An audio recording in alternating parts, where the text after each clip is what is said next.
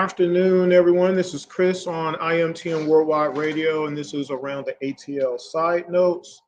And I appreciate everybody who either will get to watch live this afternoon or after the fact when I repost the show. And if you don't mind, just bear with me a little. I'm trying to, oh, there it is. I was trying to message a particular person real quick. Let's see if this works. There it is. If you can copy and done. So today we are going to be talking Atlanta Hawks basketball for about an hour or so. I actually have another show tonight where we'll be talking about the Falcons. So I am going to try to keep this within an hour. I don't know if I can do it, but we're going to try. This is not a radio version of the show, so you can't call in, but you can comment on the comment section of the page. So if you're watching this off of Facebook or YouTube specifically, go ahead, make sure you make your comments. And you can do your comments after the fact as well, even though you don't get to comment on the live version. You can still comment after the fact as you watch each segment of today's show. Be sure to follow on Instagram and Facebook, IMTM Worldwide Radio. I'll pull that up real quick. There it is. Of course, subscribe to the IMTN Worldwide Radio page if you still haven't done it, and share it with at least one other person who enjoys Atlanta sports, college or professional. You can also follow myself and my co-host, Jordan Jackson. Mine is Intellect on Twitter, that is. Mine is Intellect ATL, as you see right there. And Jordan, my co-host, is Jordan23 ATL. So make sure you do that. And as always, today's show is brought to you by IMTN Worldwide Images. You can visit the website imtnworldwideimages.com or follow IMTN Worldwide Images 1 on Instagram if you need anything photography related right now, especially. Summer's almost over. What are you waiting for? It's 2025, right? But if you still don't have the pictures that you like, you have old pictures that you want to update, you've never had a photo shoot before, you know somebody like that, you have a friend, hit them up. Let them know about IMTN Worldwide Images. That would be cool if you did it. Also, shout out to NBA.com in case I do post some clips of basketball games today, although I might not do that today. I don't think I have to because I've already played a few of them already on other shows. But just in case I do, shout out to NBA.com for that. So what is today's show about? Oh, almost forgot.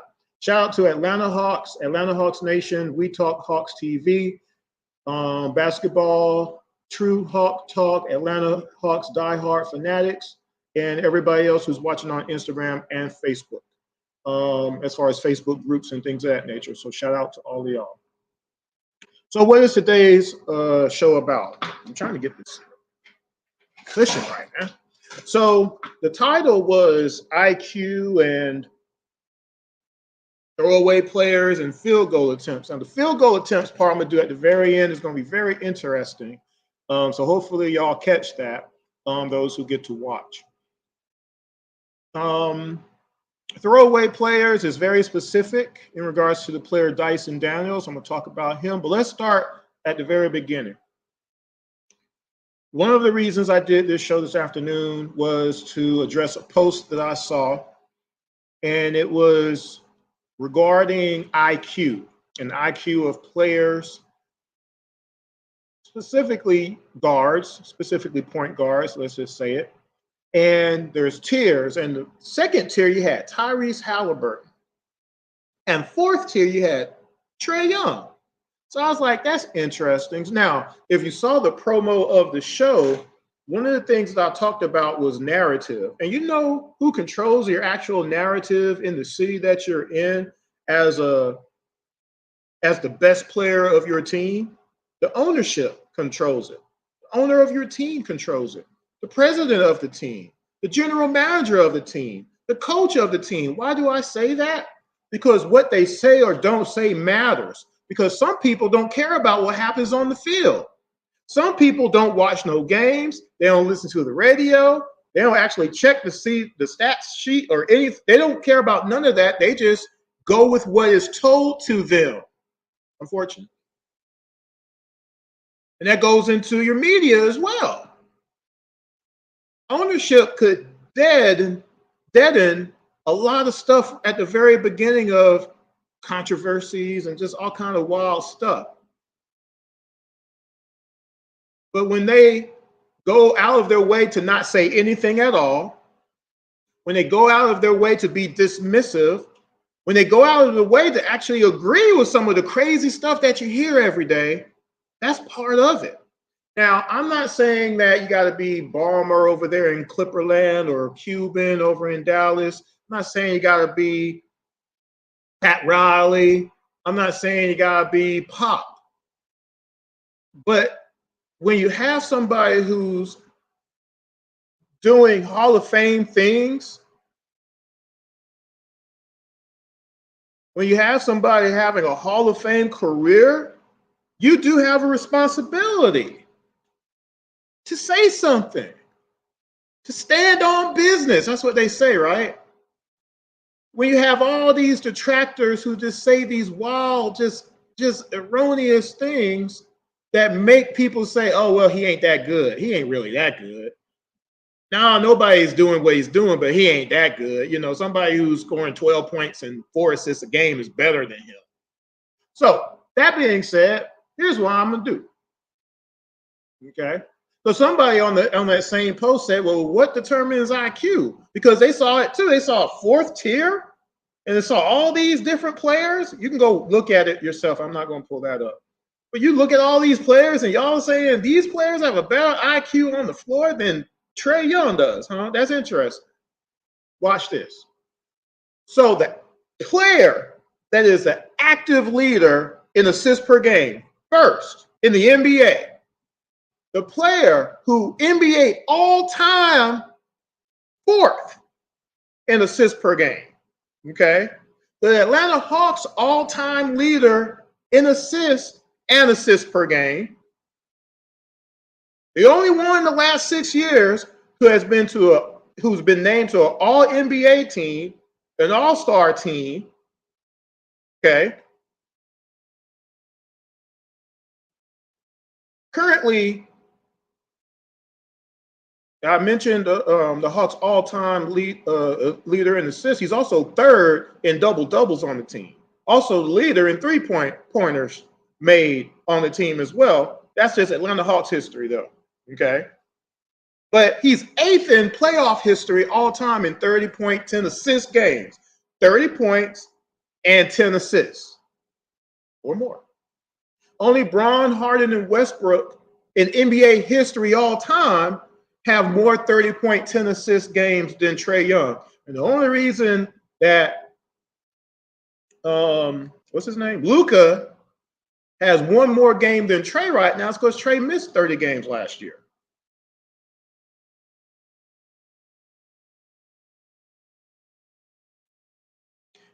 Trae Young is a leader in the NBA in assists per the season. The last 2 of 3 years, he's led the NBA in assists. He would have led it for a third straight year this year if he hadn't been out. And he still finished 8th.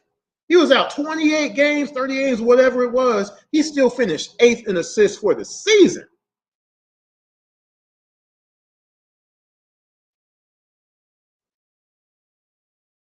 Trae Young was the first rookie since Michael Jordan to put up a 45-point, 15-assist game. Just in 1 year of the playoffs, Trae Young did this. He was the first rookie since MJ, as I mentioned, to put up, excuse me. No, I already said that. In the playoffs, in the 2020-21 season, he was the first player since Tim Hardaway to have a 25-point, 18-assist game. Youngest player to have a 20-point, 15-assist game. Longest streak in the NBA history of 11 games, averaging 20.7 assists in the playoffs. At least 7 assists. Of course, we know he had more. Youngest to have a 40-point, 10-assist game. First Hawk to record 3 straight 20-point, 10-assist games in the playoffs. That's all. That's just a little bit of what Trae Young has done in NBA history. Now, where are all the other Atlanta Hawks who have done any of that? And where are all the other NBA players who have done those things? But Trae Young is supposed to be 4th tier. He's supposed to be lower than that. He's supposed to be just a mediocre player, basically. That's what we're told to be. That's what people are trying to convince people. Does that make sense? Now, another comment was, well, Trae is listed as fourth tier, but at least he's in the conversation. And I'm like, well, the conversation is based on mysticism rather than what is actually occurring on the court. I use that word mysticism specifically because, again, look what I just told you, facts, and you got people making out Trae didn't do any of this stuff and that it's a regular thing out there. In his third season, he took the Atlanta Hawks with the roster that he had to the Eastern Conference Finals.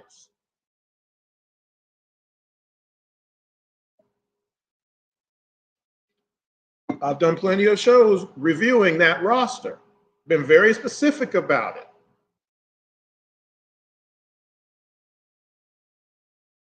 There's no way the Atlanta Hawks even make it past the Knicks without Trae Young, much less get to Milwaukee. Not with Kevin Huerter averaging 11 points a game. Hunter didn't play after the Knicks series, so he wasn't a factor. Go look. You don't got to believe me. Just go look. So here's the thing. I'm gonna post it in the comment section real quick, just to give you some reiterations of some of the things I mentioned using actual what's happened in real life and video. Here's a show I did, Clint Capella and Trae Young. And this time I'm gonna name the episode.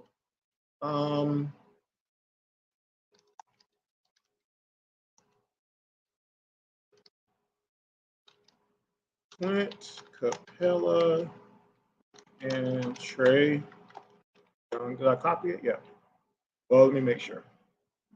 So I'm gonna post them here in the comment section. So when you get to this point when you're watching it, and I know some of y'all might be at work, you can go and watch that particular episode and watch the breakdowns of what I was talking about, just to show you some things. Here's a show I did called Rosters Matter.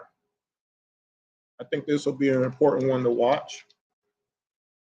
Rosters Matter. Here's an episode.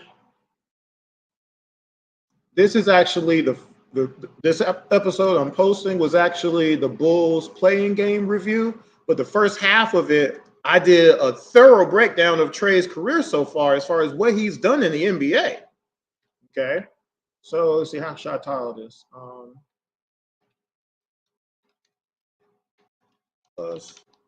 Bulls play in review. Go watch that. And then finally,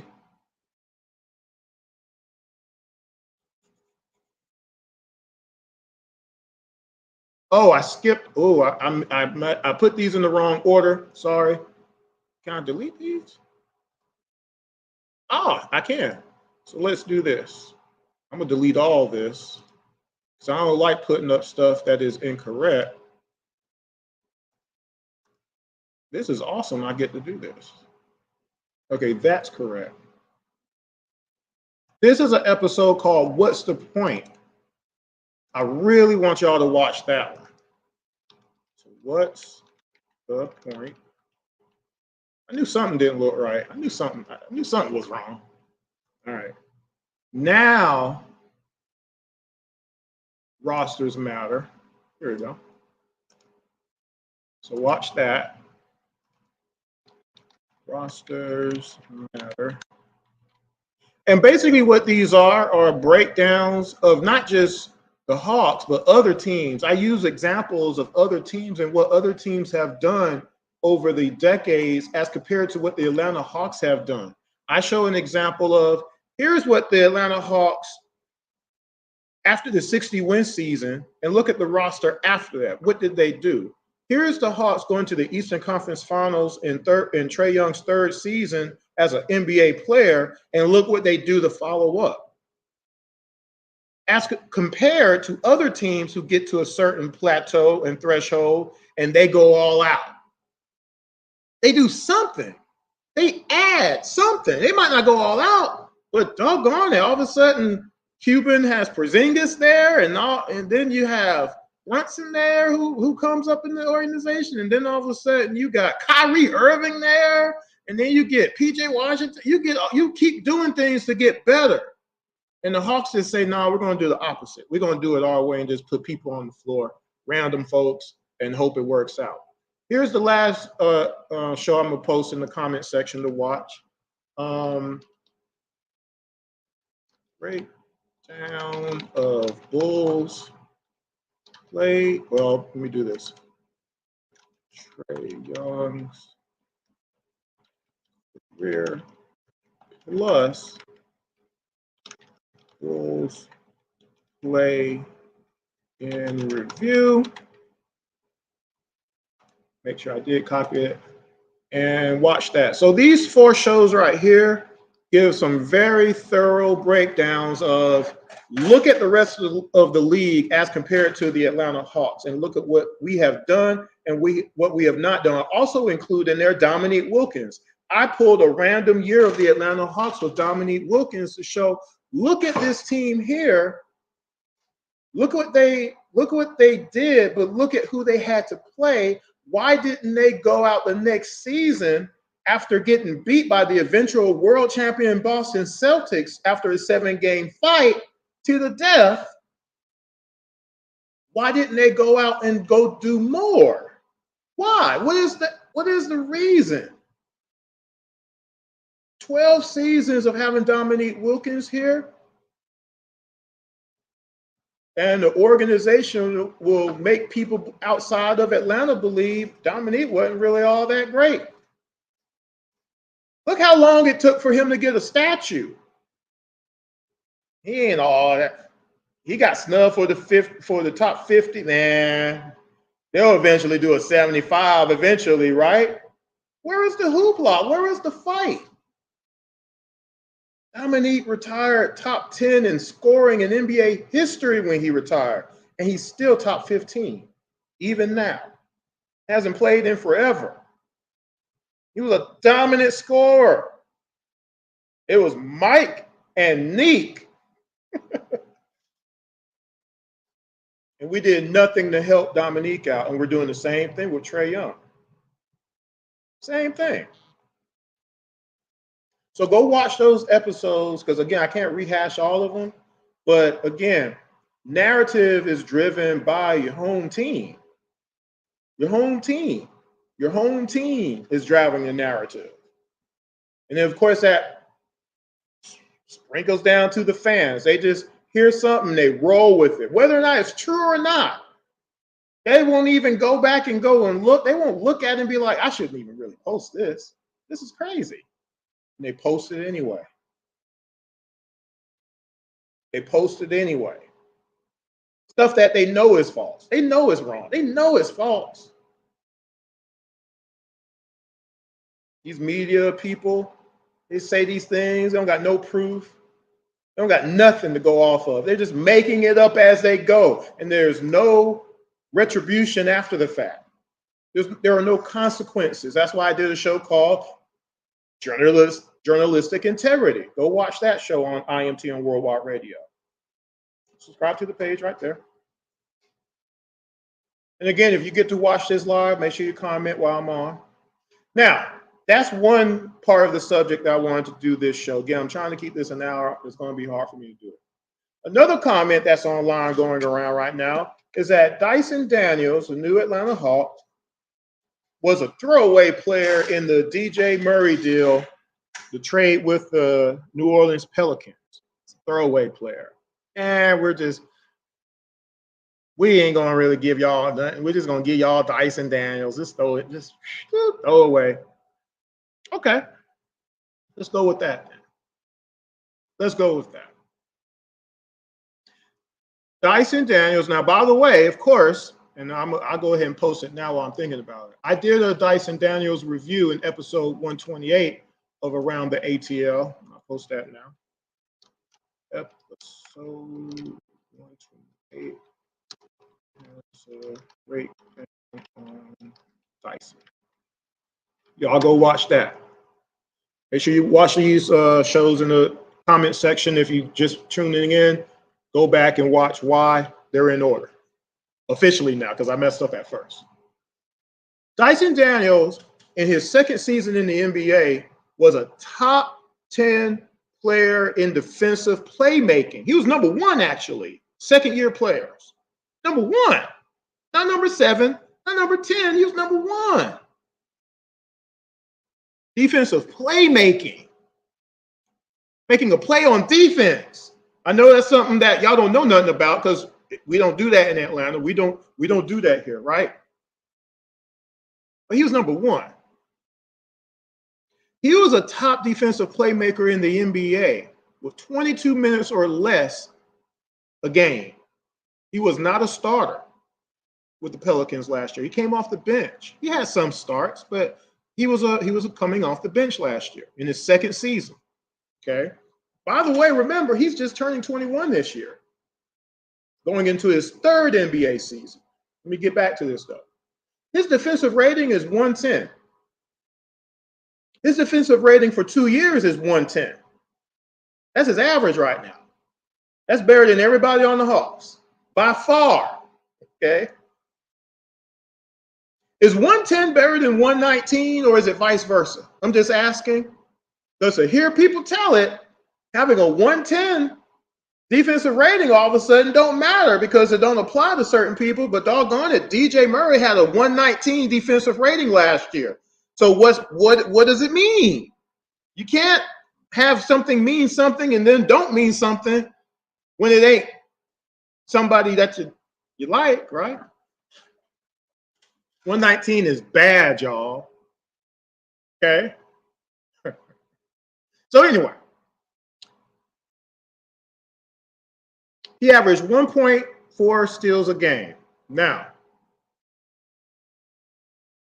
out of all 500 players in the NBA, 500 plus players in the NBA, he was number 18 in deflections.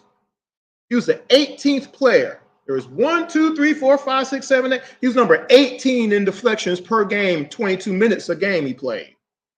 So imagine if he started and got 34 minutes a game plus. How many more deflections would he average a game at that point? Even more, wouldn't you agree? Right? He contested 5 shots per game. That's just 2 more shots than somebody like Wemby. Wemby's on the list at 7 a game. Okay.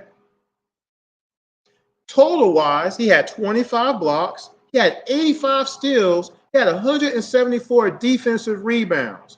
As a comparison, DeAndre Hunter had 16 blocks. Now, is 25 blocks more or less than 16 blocks? Can anybody tell me that? Do we got to do the math on that? I'm not sure. But Hunter was a starter for the most of last year. He played more minutes, and even coming off the bench, he was a primary player off the bench, wasn't he? Or is he not?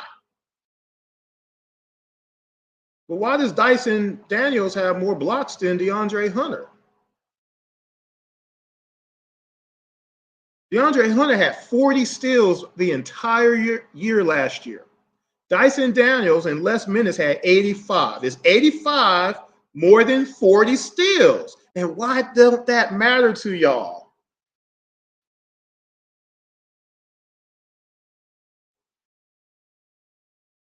DeAndre Hunter had 191 defensive rebounds. That is only a difference of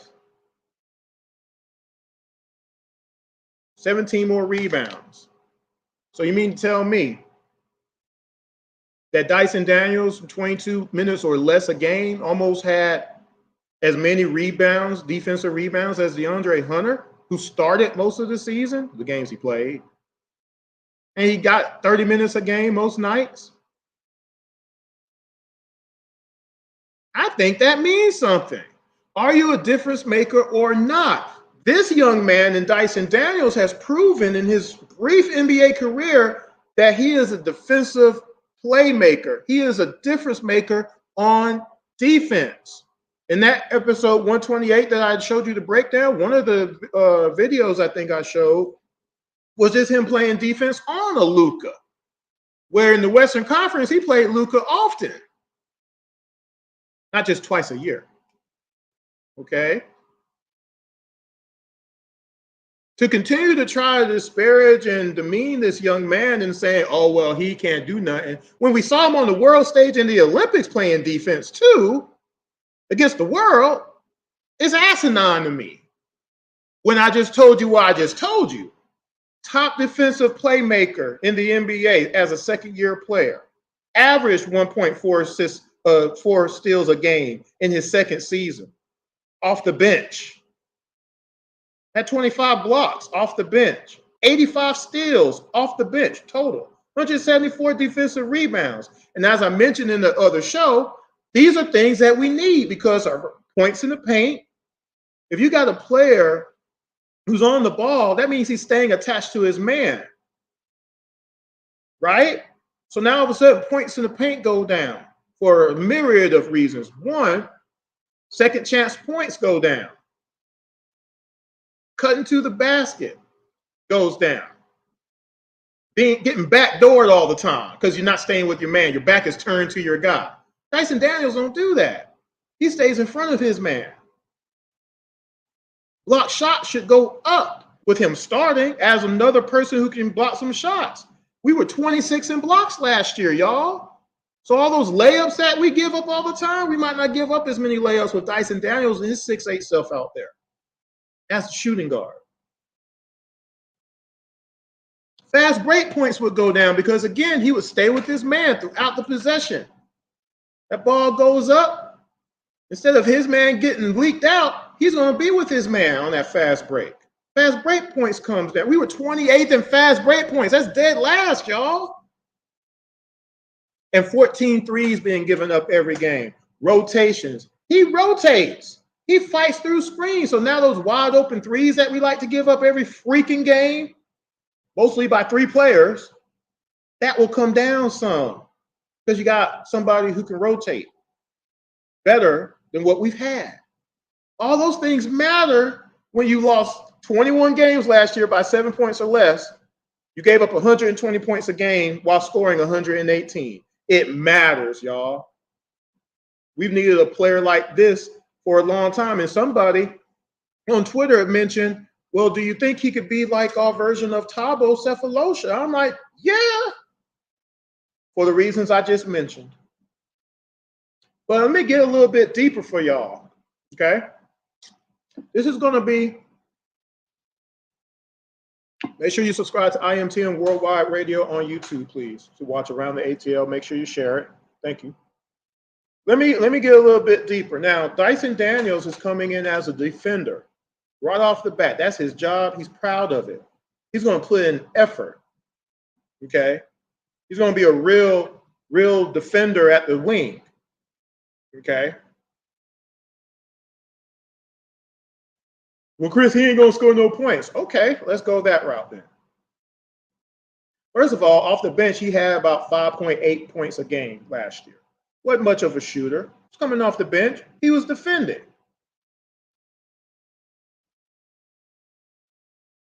But is scoring out of that position what we really need?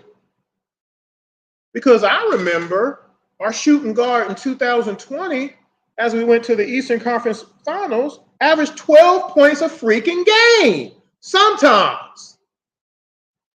He averaged 10 points a game last year. Y'all know who I'm talking about. He averaged 12 points a game. And that playoff run for the 2020-2021 season, he literally averaged 11 points a game. The year after that, he averaged 9 points a game against the Miami Heat. I'm sorry. Is that really important? Not as much. Here, I'm going to show you why. Ben Wallace, 6'9". He had a 7 straight-year streak of getting between 10 and 15 rebounds a game. 7 years of at least being first or second team all defense, all NBA, or defensive player of the year candidate. He has 4 of those suckers, by the way. 7 straight years of having at least 2 blocks or more a game. He does have an NBA championship. Pistons during his time there went to 5 straight Eastern Conference Finals, won 2 of them, won a finals. He averaged 5 points a game, y'all. Was it a big deal that he scored or not? Tell me. What's the trade-off? Having somebody who can influence that much on defense, or letting other people who are better at scoring score? Bruce Brown, 6'7". You know somebody else on our team who was 6'7"? Anyway, he had a 7-year stretch where he was either first or second team all defense, defensive player of the year candidate, reaching second in voting several times. He didn't actually win. He was a primary on-the-ball defender. So he wasn't getting an inordinate amount of blocks per game and things of that nature. But you know what he did? He prevented shots by beating you to the spot and making you pass the ball or making you take a stupid shot that you had no chance of hitting. And he did that very well for the San Antonio Spurs. He has 3 rings. He was a part of 3 championships. He averaged 6 points a game on a good day. Tony Allen, 6'4". Know somebody else who was 6'4" on our team last year? Part of the Grindhouse Memphis teams. Y'all remember Tony Allen. He had a 7-year stretch where he was either first or second team all defense or a defensive player of the year candidate. He was another on-the-ball defender. So he wasn't getting a lot of block shots and things of that nature. But you know what he did? He prevented you from getting to your spot, and he made you pass the ball or make you take a stupid shot that you had no business hitting. He did it very well. Now, the Grizzlies did not win a championship. That is true. But they were always a contender in the West. You didn't ever want to play the Grizzlies in the playoffs, right? And when you're in the playoffs, you always have a chance to win the championship rather than not being in the playoffs, correct? Am I wrong? He averaged 8 points a game on a good day. Draymond Green, 6'6", 4-time NBA champion. He had a 9-year stretch where he was either first or second team all defense, few all NBA teams he was on, defensive player of the year. He did win 1. He averaged a block and a steal every game for his career. At 6'6", he primarily played center a lot. He used his leverage, he used his knowledge, he used his strength to not let people get where they want to go, to frustrate people, to make an inordinate amount of bad shots. He also rotated to open men. He fought through screens. He did all of those things to help his team win 4 championships. 4, okay? He averaged 9 points a game for his career. Dennis Rodman, 6'7". And I'm mentioning these heights for a reason too, by the way. I'm going to say it at the very end. Dennis Rodman was a 5-time NBA champion. He's a 7-time rebounding champion. That means he led the league in rebounding 7 different times. 8-time all-defensive team. 2-time defensive player of the year. 2-time. He had a stretch of a decade where he was getting between 10 and 18 rebounds a game. Okay? He was getting by the way, he was getting between 10 and 12 defensive rebounds a game during that stretch, okay, to do that. He definitely wasn't letting you get where you wanted to be on offense. He used his strength and his speed to keep you out the block, beat you to your spot, as I mentioned before, right? A lot of times he took charges. He was a league leader in charges taken, obviously, right? Or you had to give the ball up, or you turned the ball over. He also got a lot of loose balls. He either saved possessions or got you new ones, right? Dennis Rodman, one of the best ever. He averaged 7 points a game for his career. Now, what is one of the differentiating factors of all of that? Effort. Effort. Which is why, and let me go ahead and post. Do I have them? I'm going to post them now. No, I'm going to wait before I post them. Effort goes a long way, and I've told this before. Effort on defense is mandatory, but it's part effort. You still have to have technique. You still have to have knowledge. You have to know where you're supposed to be. If this is like a if-then statement back in the day in programming. If this happens, then this has to happen. So if I do this, and this is the equation, and boom, boom, boom, this comes out, right? To get more than 4 rebounds a game, you have to want to get more than 4 rebounds a game. To get more than 0 steals and 0 blocks in the game, you have to put in the effort to stay with your man and want to take the ball from him. You got to get in their grill. To block their shot, you got to see where they're going. You got to contest the shot on the ball. If they're coming in for a layup, you can't just back up and just let them lay the ball up. You see what I'm saying? You can't let that happen, especially when they're smaller than you. It's effort. Fighting through a screen, you're going to let Marcus Smart just hold you up in that Boston playoff series? You're going to let Al Horford just hold you up instead of either hedging and getting around it or getting through it? And you're going to let that three-point shot get hit every single time, huh? That's interesting to me. Jason Tatum hit 27 points a game against the Hawks in that Boston playoff series that we played 2 years ago. And Brown hit 22 points. And neither of them could get slowed down.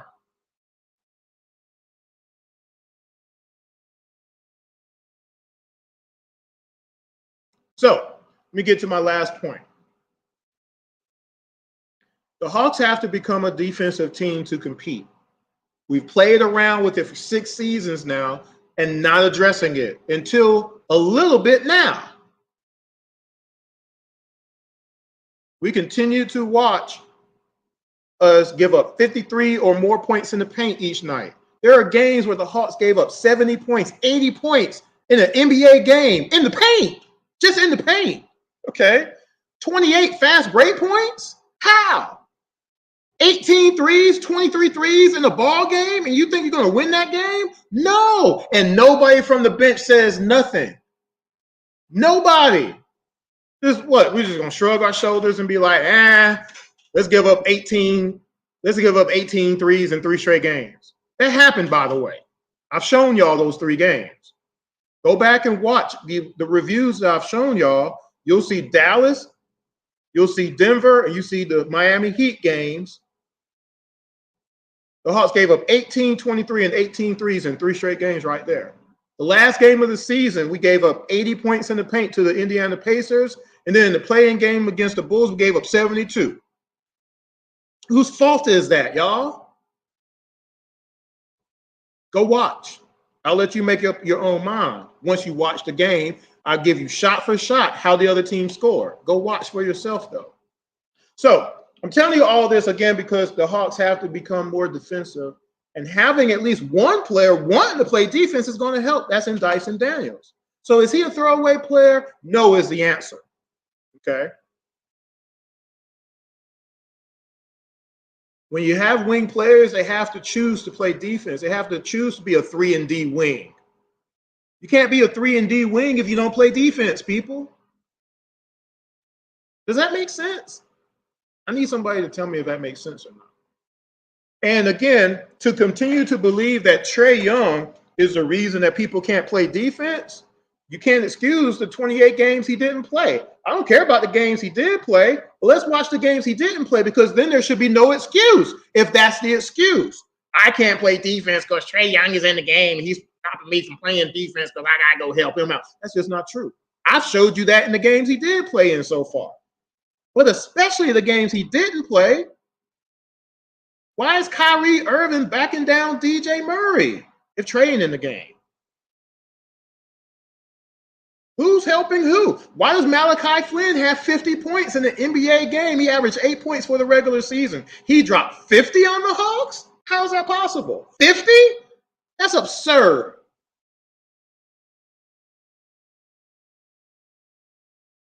Go watch the games. There's some you watch those games, you should be angry and upset about what you see. The Bulls playing game, you should be mad that Kobe White had 42 points and Vucevic had 24 points and DeRozan had 22 points. None of that was Trae Young's fault. Go watch the game. I proved that to you. That should be the game that should make everybody mad. But besides Hunter only getting 8 points and 2 rebounds in that game, that's a big help, right?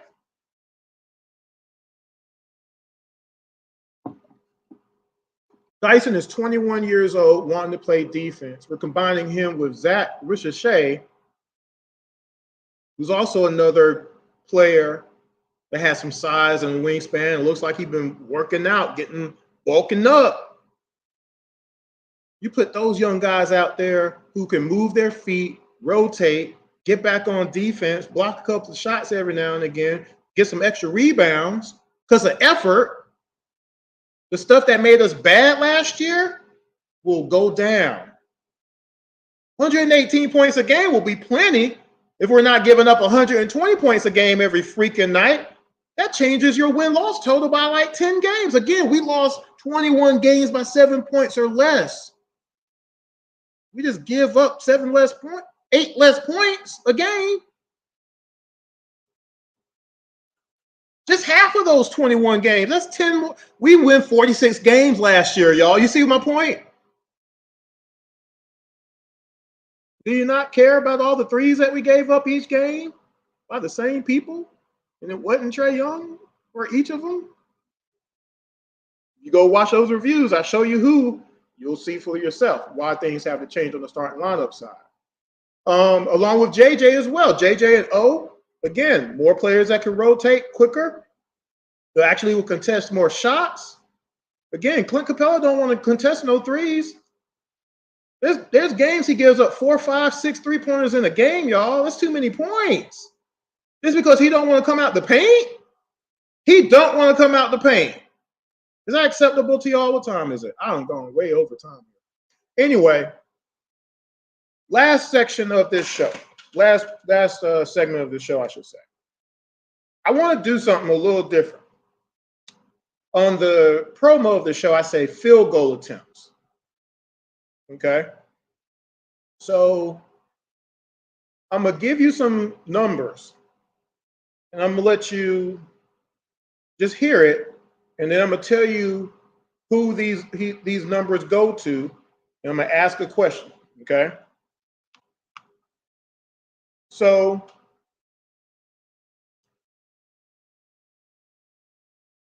yeah, I'm going to do that first, and then I'm going to go to this other thing. I was going to try to figure out how I was going to do that. So in 29 minutes a game, okay? Did I post this? Okay, yeah. In 29 minutes a game, this particular player got 11.6 field goal attempts per game, okay? He made 5.3 of them per game.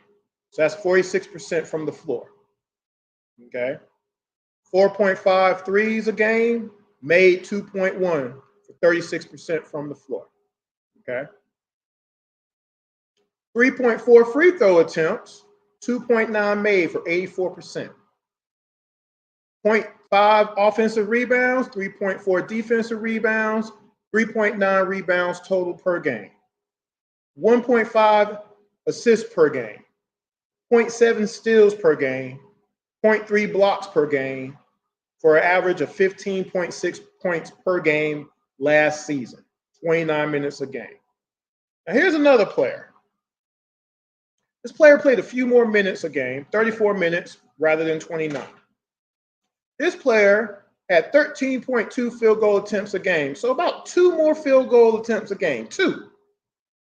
Should that make a big difference? I don't know. This person made 6.6 of them for 49% from the floor they shot. They had 2.4 threes a game attempted, and they made 1, so 41%. 7.7 free throw attempts a game, made 6.6 of them, that's 85%. 1.8 offensive rebounds, so almost 2 offensive rebounds a game. 5.3 defensive rebounds, so they average about 5.3 total rebounds a game. They average 5 assists a game, 1.3 steals a game, 0.3 blocks a game.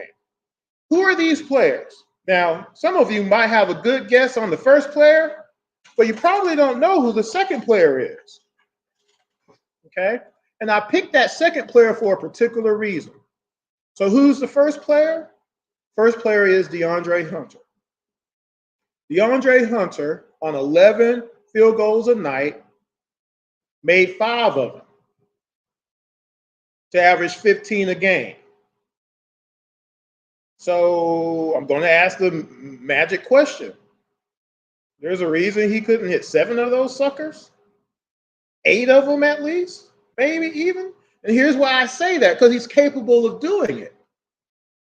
Because he obviously can hit a 3-point shot, and he can hit a spot-up jumper. The thing he can't do, though, he can't get to the basket on his own. He has no handles, which is why he has 3.4 free throw attempts per game. Jimmy Butler, 7 free throw attempts or more a game. That matters, and he is 85%. You know, another thing that Hunter doesn't do? Rebound. What if he got more offensive rebounds in a game and going right back up with it? You know how many times Jimmy Butler does that to the Hawks? He did it in that double overtime game that we lost in, that I've showed y'all the review on Around the ATL on IMT and Worldwide Radio. Another way that you can get some points.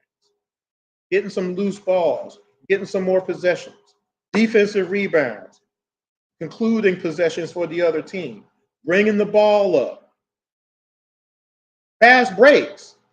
Like, how often do you see Hunter with a flash break all the way to the basket off of a steal? Because he don't get no steals. Kind of hard to do that, right? It's all effort. Why can't Hunter be Jimmy Butler? Why can't he? And why don't y'all want him to be? It's been 5 seasons, y'all. It's been 5 seasons. Jimmy Butler in 5 seasons with the Heat have gotten them to 2 NBA Finals, y'all. Miami Heat in the Eastern Conference have made it to the finals twice. They got 2 Eastern Conference championships. But here's another thing. Well, Chris, you know, Hunter can't get all them field goal attempts. You can't get more field goal attempts, you know, because you got all these people shooting. Well, first of all, what happened to the 28 games that Trae Young didn't play? But even more than that, Jimmy Butler was on a Miami Heat team where Bam is on that team, and Tyler Hero is on that team. You know, Bam took 14 shots a game. That's more than Jimmy Butler. Tyler Hero, 17.5 shots a game. That's more than Jimmy Butler. And Jimmy Butler still averages 20 points a game plus. So that can't be a reason all of a sudden. Because, you know, DJ was shooting, he was taking 18 shots a game last year. The thing of it is, on 11 field goal attempts, Hunter could be scoring 20 points a game on 11. I've seen him do it. I've shown y'all games he's done that on 10 shots a game. It's just about being efficient and doing those other little things. I forget the player, but one of the players in the NBA said, well, if you just break it down quarter by quarter, and you're talking about being able to average, let's say, 25 a game or something like that, or even 20 a game, that's just 5 points a quarter, right? That's a couple of free throws and a 3-point shot, or a couple of field goals and a couple of free throws. 5, 10, 15, 20. You don't need that many field goals if you're efficient and you're doing the other things. But that goes back into having the effort in doing it, though. Creating more possessions because you're getting turnovers, whether it be a block or a steal. Creating a new possession because of a loose ball and you go and hustle and get it. Jimmy Butler is one of those hustle players, isn't he? We've seen that over the years, everywhere he's been, right? He's also been a clutch player, too. See, when Hunter goes into those spells where he's 3 for 17 because he thinks he's Carmelo Anthony, as my co-host Jordan Jackson always likes to say, he thinks he's Melo out there sometimes, he should be going to the basket and he won't do it. He simply won't do it. He has the size and strength to do it and get fouled every time, and he shoots well from the free throw line. He shoots 84%. But he's only shooting it 3.4 times a game. That's just 3 free throws a game. He's leaving points on the floor just because of that.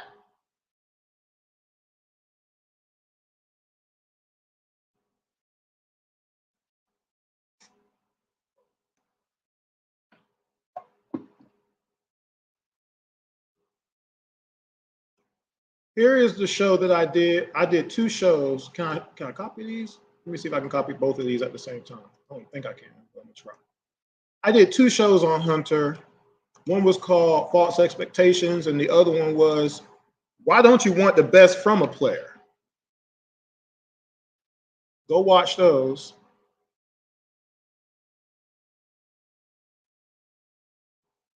Go watch both of those episodes there. And look at what I talk about in those episodes specifically on Hunter and ask yourself, why don't we want more from Hunter? Why do we just accept what he is as a player, drafted 4th? Some people forget about that. He was drafted 4th, not 19th. We wouldn't have a discussion if he was drafted where Kevin Huerter was or John Collins was. John Collins is the only other Atlanta Hawk in the last decade, other than Trae Young and DJ, to average 19 and 20 points in the season. And he's the only one, other than Trae Young, to do it back-to-back seasons. No, I take that back. I have to look. Let me check that. Let me make sure I'm right on that.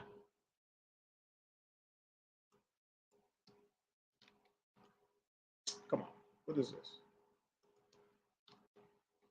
Let me make sure I'm correct on that. Because I like to be correct. Journalistic integrity.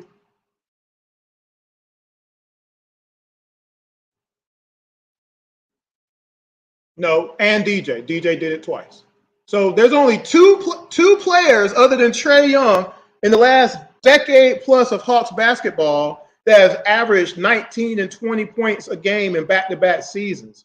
John Collins was one of them. You know where John Collins was drafted. Hunter was drafted 4th. And he still hasn't crossed over the 15-point-a-game threshold. He's a 14-point-a-game player for his career.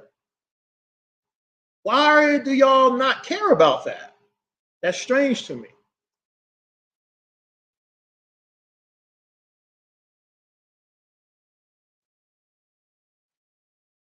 Why wouldn't you want Hunter to be a perennial first, second team all defensive player, getting defensive player of the year votes each year?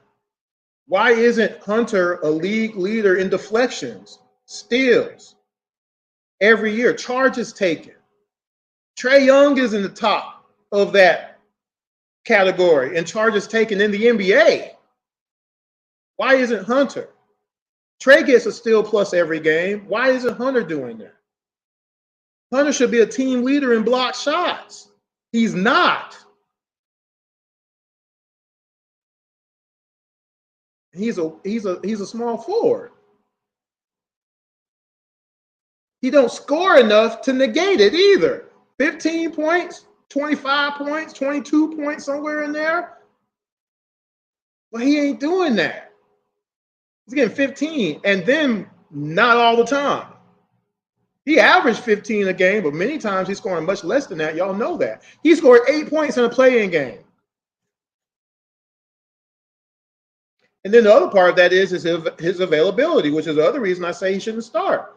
Why waste time losing him to another 25 games of a season when we could just bring him off the bench the whole season? Limit his minutes. Keep him at 20, 22 minutes a game.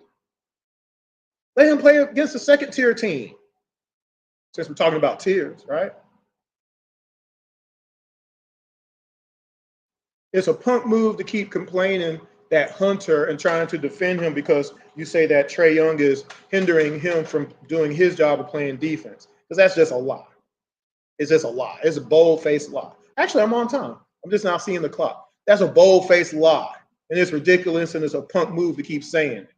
Oh, Hunter is getting hurt because he got some overhelp for playing. No. You want to know who overhelps and makes other players have to take their man? Clint Capella and Bogey and Hunter. And I've shown you games, hours of game footage to show it to y'all. And some of you just don't want to believe it. Some of you want to live in denial. That's fine. But for perpetuity's sake, it's all I have it to where you can see it for yourself. Missed shot, other team gets the rebound, team's coming up the court. You've lost your assignment magically. You're supposed to be on the best scorer on the team, and now you're going to let Bogey pick up Luka for some reason. Really? Is that smart? Does that sound right? Luka Magic 3. Bogey gave up 7 3-pointers in one game against the Dallas Mavericks. The reason being, the person who was supposed to be guarding Luka wasn't on him. Enough. And these weren't even switches. Some of this was just pick up. Why aren't you staying with your man? Why are you defaulting to let somebody else pick up? Because in basketball, when this man is coming, you know what you do? Stay on your man. You call it out. Stay with him. Or you do call a switch. But in that particular situation, Hunter needs to stay on Luka the whole night. I'm sorry. You got to fight through that screen, buddy. Or you decline the screen. You make it to where that screen don't even happen. You don't have to accept the screen. I've said this. I've shown this plenty of times. I've shown in video plenty of times on what we could have been doing to be better, and we continue to do the opposite for no reason other than coaching, lack of coaching from a defensive perspective, and the players just don't have no self-awareness and not putting in no effort. I'm not going to say they don't care, but I am going to say you got to care about giving up a layup. You can't be shrugging your shoulders when you're the 6'10" center who just let this man lay the ball up on you 7 straight times. That's crazy. Again, if you're 6'10", you're not supposed to let the 6'1" guy get a layup on you. You at least got to foul him. But how are you blocking out for a rebound that hasn't even been shot yet when the guy is still in the midst of doing offensive stuff? Go and defend him. I've shown y'all tape of that too. It's not cool. It's disgusting, actually.